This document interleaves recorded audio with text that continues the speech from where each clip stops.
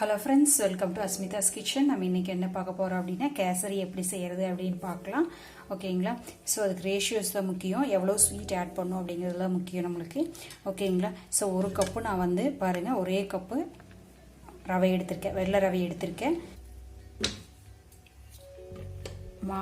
வந்து ஒன்றோட ஒன்று ரவை ஒட்டாமல் வரும். ஓகேங்களா? ஸோ அந்த பச்சை வாசம் போகிறக்காக நம்ம என்ன பண்ணுறோம் அப்படின்னா ஃப்ரை பண்ணி எடுத்துக்கிறோம். ஸோ எண்ணெய் கொதிச்சிருச்சு, ஆல்ரெடி வந்து கடாய் நல்லா ஃப்ரை ஆயிருந்துச்சுனால எண்ணெய் கொதிச்சிருச்சு. இப்போ நான் போட்டு உங்களுக்கு நல்லா கிளறி காமிக்கிறேன். ரொம்ப அடி பிடிக்காமல் இதை போட்ட உடனேயுமே கிளற ஆரம்பிச்சிடணும். ஸோ அடி பிடிக்கக்கூடாது. ஓகேங்களா? ஸோ நல்லா வந்து கிளறுங்க, சுருடு இல்லாமல் வரணும். அதுக்காகத்தான் நம்ம வந்து எண்ணெய் கொஞ்சம் அதிகமாக ஊற்றும். ஓகேங்களா? எண்ணெய் அதிகமாக ஊற்றும்போது உங்களுக்கு சுருடு சேரது கம்மியாகும். ஸோ அடி பிடிக்காமல் நல்லா வணங்கிக்கணும். ப்ரௌன் கலர் ஆகிற போது இந்த ஒயிட் கலரே தான் இருக்கணும். ஓகேங்களா?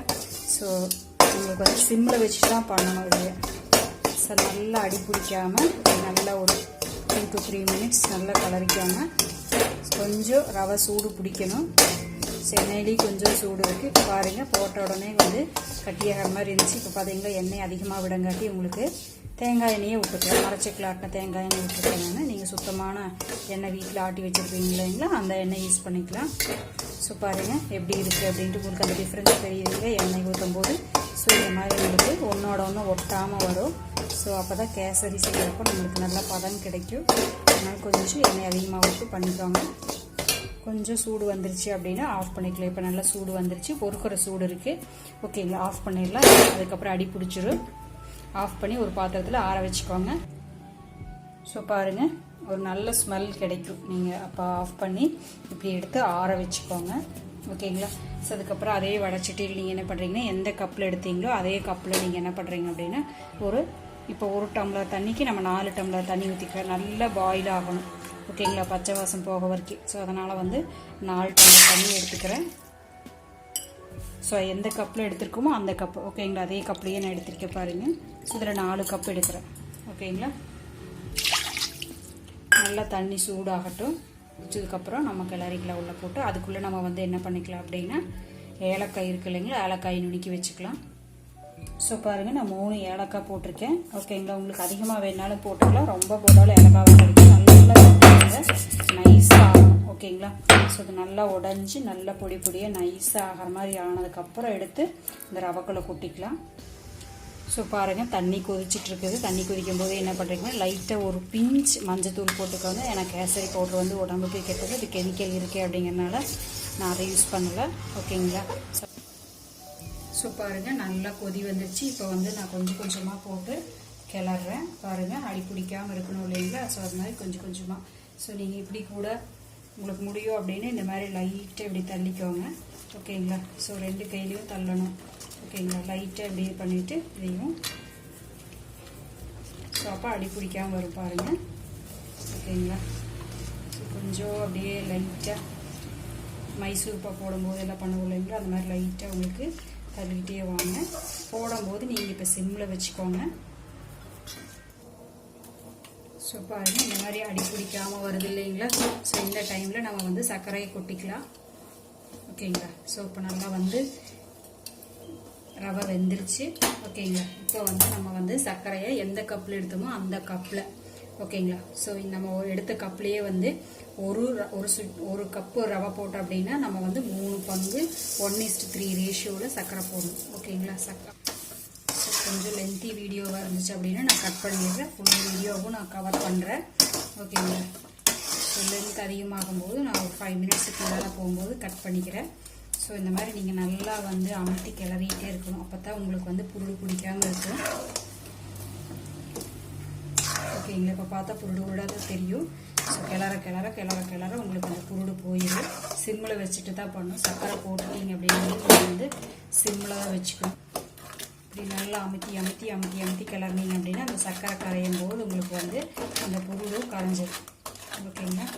ஸோ பாருங்கள், கரைஞ்சிக்கிட்டே வருது பாருங்கள்.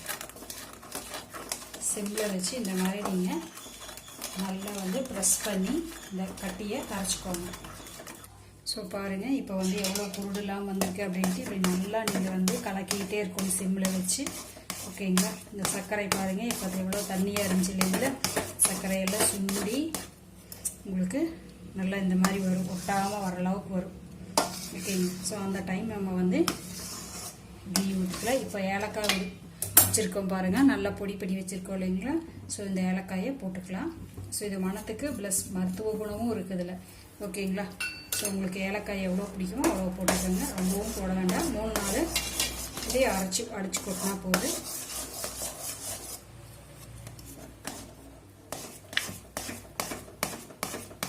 இப்போ பார்த்தீங்கன்னா இப்படி ஒட்டாமல் வருவீங்களா, இப்போ ரெடி ஆயிடுச்சு அர்த்தம்.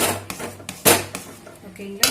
ஸோ நல்லா இப்படி கிளறிக்காமல் உங்களுக்கு வந்து இன்னொரு டம்ளர் தண்ணி ஊற்றிருந்தா பரவாயில்ல அப்படின்னு தோணுன்னா 1 டம்ளருக்கு ஒரு கப்பு நீங்கள் ரவை எடுக்கிறீங்க அப்படின்னா 5 கப்பு தண்ணி எடுத்துக்கோங்க. அது ஓகேங்களா. நல்லா கொதிச்ச உடனே போட்டு கிளற ஆரம்பிச்சுக்கோங்க.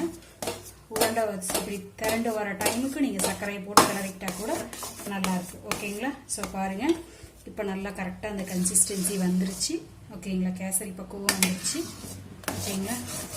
இது நல்ல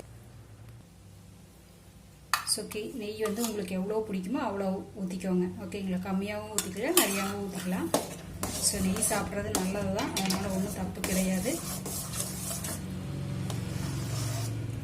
சிம்மில் வச்சே பண்ணுங்கள், அடி பிடிக்காமல் வரணும். இவ்வளோ நேரம் பண்ணது அப்புறம் வேஸ்ட்டாக போயிடும். ஓகேங்களா. இப்போ பாருங்கள் கேசரி எவ்வளோ சூப்பராக ரெடி ஆயிடுச்சு அப்படின்ட்டு. இப்போ நமக்கு வந்து முந்திரி பருப்பு திராட்சையும் தாளிச்சு கொட்டினா போது. ஓகேங்களா. சரி, ஒரு கடாயில் நெய் ஊற்றுறேன். ஓகேங்களா. ஸோ பாருங்கள், இது எவ்வளோ வேணாலும் போட்டுக்கலாம், உங்களுக்கு கம்மியாக வேணாலும் போட்டுக்கலாம், அதிகமாக வேணாலும் போட்டுக்கலாம். ஓகேங்களா. நான் வந்து அளவாக வந்து போட்டிருக்கேன். இப்போ எடுத்து நம்ம அதில் கொட்டிடலாம். இது வந்து இப்படி வணக்காமல் போட்டிங்க அப்படின்னா பச்சை வாசம் அடிக்கும். இது வாய்க்கு வரும்போது உங்களுக்கு அந்த பச்சை வாசம் டேஸ்ட் வந்துடும். அதுக்காக தான் நம்ம வந்து வணக்கி கொட்டுறோம். ஸோ இப்போ பாருங்கள், இது கூட அப்படியே நம்ம வந்து கொட்டிடலாம்.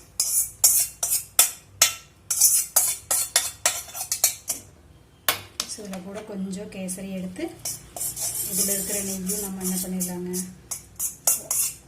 சுத்தமாக எடுத்துட்டு நல்லா கிளறி விட்டு இறக்கி வச்சுக்கலாம். சூடு ஆறினதுக்கப்புறம் நம்ம பரிமாறிக்கலாம். பாருங்கள் எவ்வளோ சூப்பராக இருக்குது அப்படின்ட்டு, ரொம்ப டேஸ்டியாக இருக்குது. நான் 1 கப்பு தான் போட்டேன். பாருங்கள் எவ்வளோ நிறையா வந்திருக்கு அப்படின்ட்டு. ஸோ 1 கப் போடும்போது உங்களுக்கு 3 கப் அளவுக்கு வரும். ஓகேங்களா. ஸோ அதுதான் நம்மளுக்கு கணக்கு. ஸோ ரெடி ஆயிடுச்சு. ஓகேங்களா. செஞ்சு பார்த்துட்டு எனக்கு கமெண்ட் பண்ணுங்கள் எப்படி இருந்துச்சு அப்படின்னு கமெண்ட் பாக்ஸில். ஃப்ரெண்ட்ஸ் பாருங்கள், நான் ஒரு பவுலில் போட்டுட்டு சுட சுட இருக்கும்போது நீங்கள் ஒரு பவுலில் போட்டு ஆற வச்சுக்கோங்க. ஓகேங்களா. செஞ்சு பார்த்துட்டு கமெண்ட் பண்ணுங்கள். சப்ஸ்கிரைப் பண்ணல அப்படின்னா சப்ஸ்கிரைப் பண்ணிக்கோங்க. தேங்க்யூ ஃபார் வாட்சிங். Have a happy day.